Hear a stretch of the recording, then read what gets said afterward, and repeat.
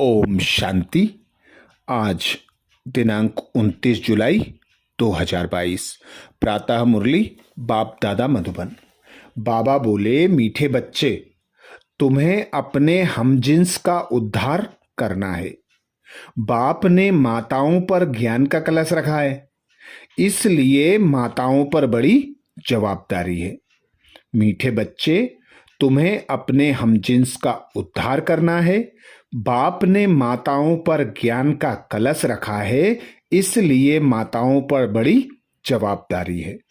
प्रश्न किया बाबा ने, तुम माताएं किस विशेष कर्तव्य के निमित्त हो? तुम्हारे ऊपर कौन सी रेस्पॉन्सिबिलिटी है? उत्तर में बाबा कहते, तुम इस पतित दुनिया को पावन दुनिया, नरक को स्वर्ग बनाने के निमित्त हो। बाप ने तुम माताओं पर ज्ञान का कलश रखा है, इसलिए सबको सद्गति देने की रेस्पॉन्सिबिलिटी तुम्हारे ऊपर है। तुम हो शिव शक्ति सेना। तुम्हें अब अपने हमजिन्स का कल्याण करना है, सबको पतित बनने से बचाना है, वैश्याओं का भी उद्धार करना है।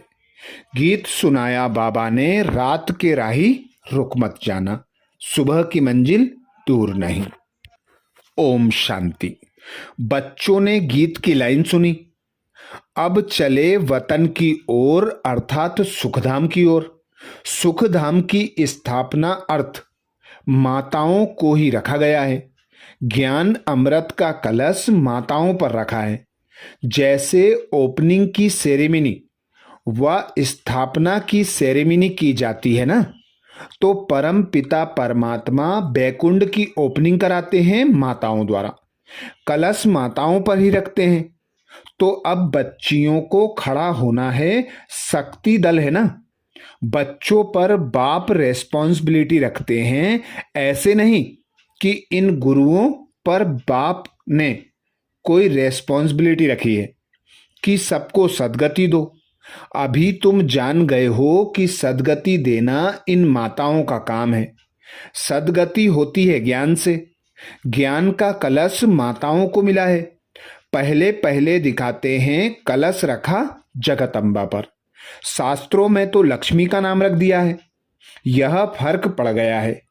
कलश रखा है तुम माताओं पर। काली पर कलश रखा है। काली की महिमा है ना। चित्र तो अनेक बना दिए हैं, तो अब माताओं पर कलश रखा है, क्योंकि इस समय तुम्हारी हमजिन्स माताओं की बुरी गति है। तुम शिव शक्तियां कहलाती हो। तुम हो गुप्त सेना। तुम्हारी बुद्धि में उमंग उठना चाहिए। तुम अपना स्वराज्य स्थापन कर रहे हो। वंदे मातरम भी गाया हुआ है। भारत खंड का नाम ही गाया जाता है।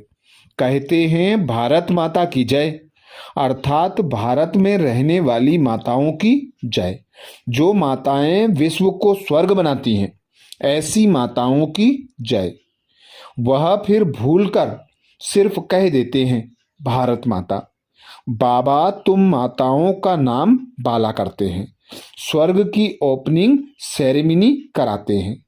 तुम कहती हो, शिव बाबा हम माताओं द्वारा विश्व को स्वर्ग बनाते हैं। भीष्म पितामह आदि को भी तुमने ज्ञान बाण मारे।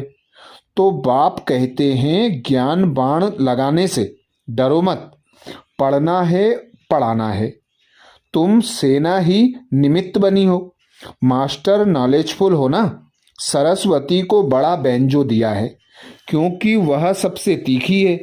दुनिया तो नहीं जानती, तुम जानते हो कि अब हम सांवरे से गोरे बनते हैं। काली के पास जाएंगे, वह तो मामा का है। इतना रोते हैं जो बात मत पूछो। होता तो कुछ भी नहीं है। कलकत्ते में काली की बहुत महिमा है। अब यह ब्रह्मा तो माँ है नहीं, इसलिए कलश माताओं को मिलता है। तुम हो माँ की सेना हमजिन्स।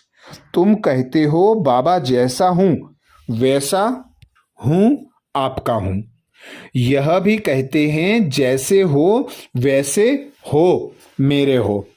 परंतु श्रीमत पर चलना है। सजनियाँ तो सब हैं, सब कहेंगी हम ईश्वर के हैं, तुमको समझानी भी दी जाती है। बाबा कहते तुमको समझानी भी दी जाती है, शिव बाबा की सब संतानें हैं। यह सिद्ध करना है। सबसे पहले पहले शिव की महिमा, ऊंचे ते ऊंचा वह है, उनको ही भगवान कहेंगे। शिव बाबा ही वर्षा देते हैं, वह है निराकार, सभी आत्माओं का बाप। तो अब तुम बच्चियों को अपने हमजिन्स का उद्धार करना है। माताओं पर ही सारी रेस्पॉन्सिबिलिटी है।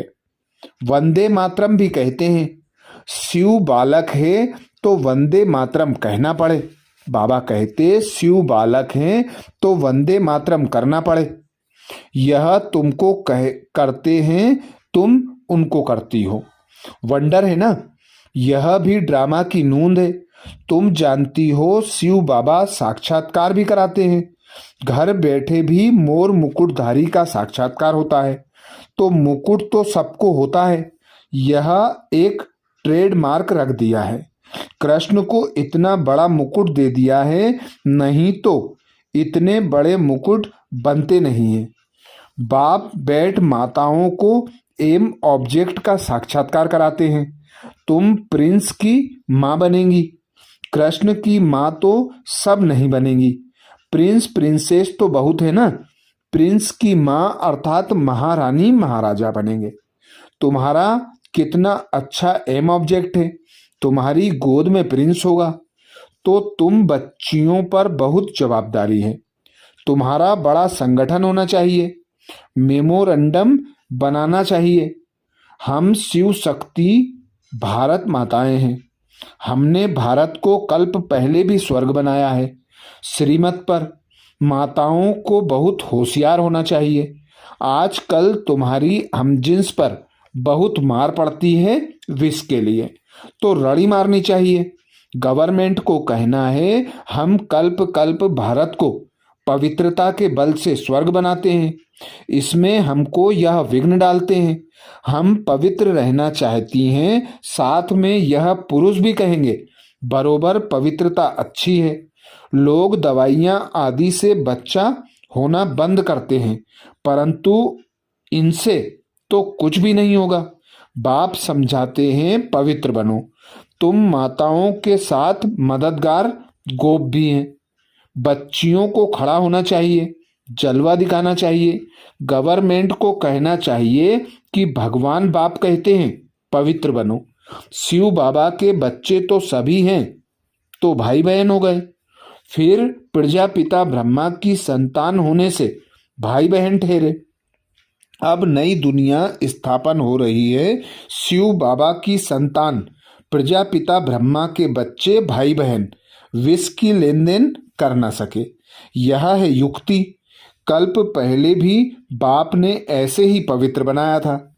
हम माया रावण पर जीत पाते हैं, यह रावण ही भारत का बड़ा दुश्मन है। रावण से हारे हार है। राम आकर इन पर जीत पहनाते हैं, परंतु अब तक कईयों का पति आदि में मोह रहता है। बाबा कहते परंतु कईयों का अब तक पति आदि में मोह ऐसा है जो बात मत पूछो। अभी तुम माताओं को कलश मिलता है, समझना है, समझाना है कि हम तो स्वर्ग के द्वार खोलती हैं। उन्होंने कलश लक्ष्मी को दिया है, परंतु लक्ष्मी तो है ही पवित्र। वह ज्ञान कलश रखकर क्या करेगी? ज्ञान का कलश है जगत अम्बा पर।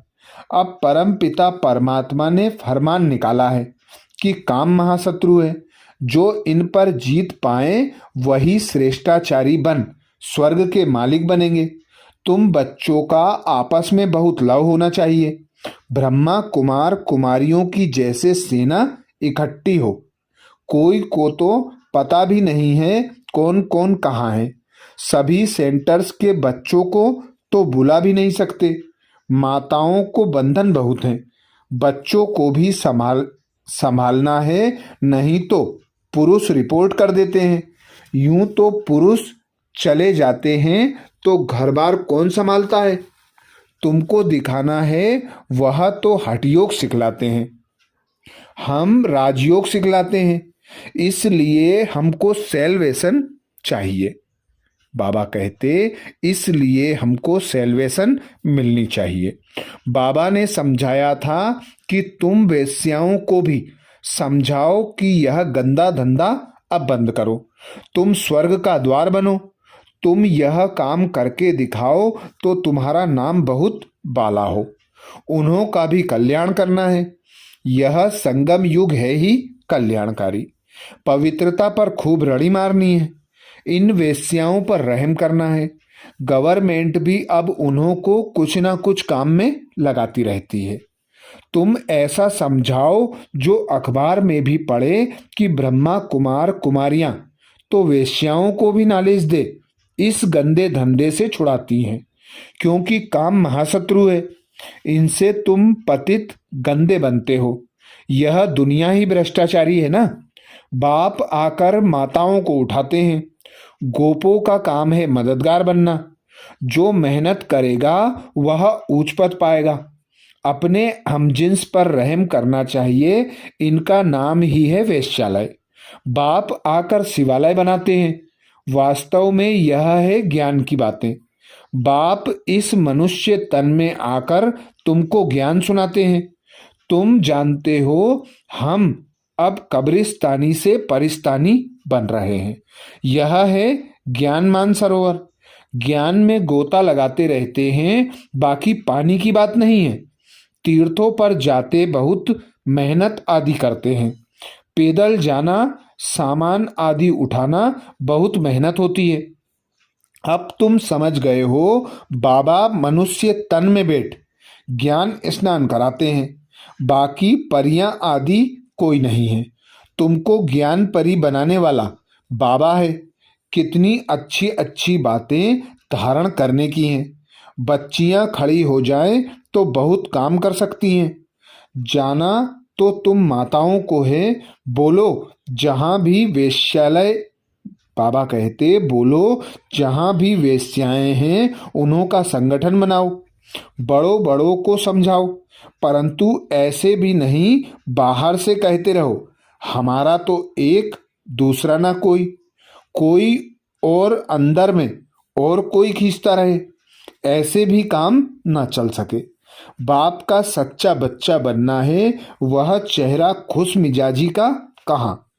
अरे बेहद के बाप से मिलने जाते हैं तो दौड़ते दौड़ते आकर खुशी से मिलना चाहिए। हम तो जाकर बाबा की गोद का हार बने।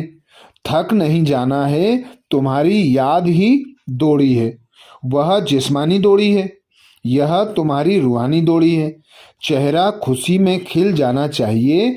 कोई का पति गुम हो जाए फिर आकर मिले तो स्त्री गालियां, बाबा कहते किसी का पति खो जाए और फिर मिल जाए तो स्त्री गली में दौड़ती दौड़ती आकर बावरी होकर मिलती हैं। यह फिर बेहद का पतियों का पति है। उससे डरना क्या है। जिससे स्वर्ग का वर्षा मिलता है उससे तो भाग भाग कर आए मिलना चाहिए। अच्छा, मीठे मीठे सिकिलदे बच्चों प्रति मात पिता बाप दादा का याद प्यार और गुड मॉर्निंग। रूहानी बाप की रूहानी बच्चों को नमस्ते। हम सब रूहानी बच्चों की रूहानी मात पिता बाप दादा को याद प्यार गुड मॉर्निंग और नमस्ते। धारणा के लिए मुख्य सार में बाबा कहते बाप का सच्चा सच्चा, बाबा कहते पहली पॉइंट, बाप का सच्चा बच्चा बनना है। अंदर एक बाहर दूसरा ना हो। याद की रूहानी दौड़ में आगे जाना है। खुश मिजाज बनना है। दूसरी पॉइंट बाबा कहते आपस में बहुत बहुत प्यार से रहना है। शिव शक्ति सेना का संगठन तैयार कर अपनी हमजिन्स को बचाना है। पवित्र बनने और बनाने की युक्ति रचनी है। वरदान दिया बाबा ने। वरदान में बाबा कहते श्रेष्ठ स्मृति द्वारा सुखमय स्थिति बनाने वाले सुख स्वरूप भाव। श्रेष्ठ स्मृति द्वारा सुखमय स्थिति बनाने वाले सुख स्वरूप भाव। डिटेल में बाबा कहते स्थिति का आधार स्मृति है। आप सिर्फ स्मृति स्वरूप बनो तो स्मृति आने से जैसी स्मृति वैसी स्थिति स्वतः हो जाएगी। खुशी की स्मृति में रहो तो स्थिति भी खुशी की बन जाएगी, और दुख की स्मृति करो तो दुख की स्थिति हो जाएगी। संसार में तो दुख बढ़ने ही है, सब अति में जाना है, लेकिन आप सुख के सागर बच्चे, सदा खुश रहने वाले, दुख से न्यारे सुख स्वरूप हो। इसलिए क्या भी होता रहे, लेकिन आप सदा मौज में रहो। स्लोगन में बाबा कहते, समय रूपी खजाने को व्यर्थ से बचाना यही तीव्र पुरुषार्थी की निशानी है। समय रूपी खजाने को व्यर्थ से बचाना यही तीव्र पुरुषार्थी की निशानी है। मातेश्वरी जी के अनमोल महावाक्य में मातेश्वरी जी कहती, भारत का प्राचीन योग परमात्मा द्वारा सिखाया हुआ है। अपना यह ईश्वरीय योग भारत में प्राचीन योग के नाम से मशहूर है। इस योग को अविनाशी योग क्यों कहते हैं? क्योंकि अविनाशी परमपिता परमात्मा द्वारा सिखाया गया है। भल योग और मनुष्य आत्माएं भी सिखाती हैं, इसलिए योग आश्रम वगैरह खोलते रहते हैं, परंतु वो प्राचीन योग सिखला नहीं सकते। अगर ऐसा योग होता तो फिर वो बल कहाँ? भारत तो दिन प्रतिदिन निर्बल होता जाता है। इससे सिद्ध है कि वह योग अविनाशी योग नहीं है। जिसके साथ योग लगाना है वह खुद ही सिखला सकता है, बाकी औरों से तो योग लगाना ही नहीं है, तो फिर सिखलाएं कैसे? यह तो स्वयं परम पिता परमात्मा ही आकर कर सकता है। वही हमें पूरा भेद बता सकता है। बाकी तो सब तरफ कहते रहते हैं हम योग सिखलाएंगे। यह तो हम जानते हैं कि सच्चा योग तो खुद परमात्मा ही सिखलाए सूर्यवंशी चंद्रवंशी घराना स्थापन कर देवी राज्य की स्थापना करते हैं। अब वो प्राचीन योग भी परमात्मा आकर कल्प कल्प हमें सिखलाता है। तू आत्मा मुझ परमात्मा के साथ निरंतर योग लगाओ तो तेरे पाप नष्ट हो जाएंगे। अच्छा, ओम शांति।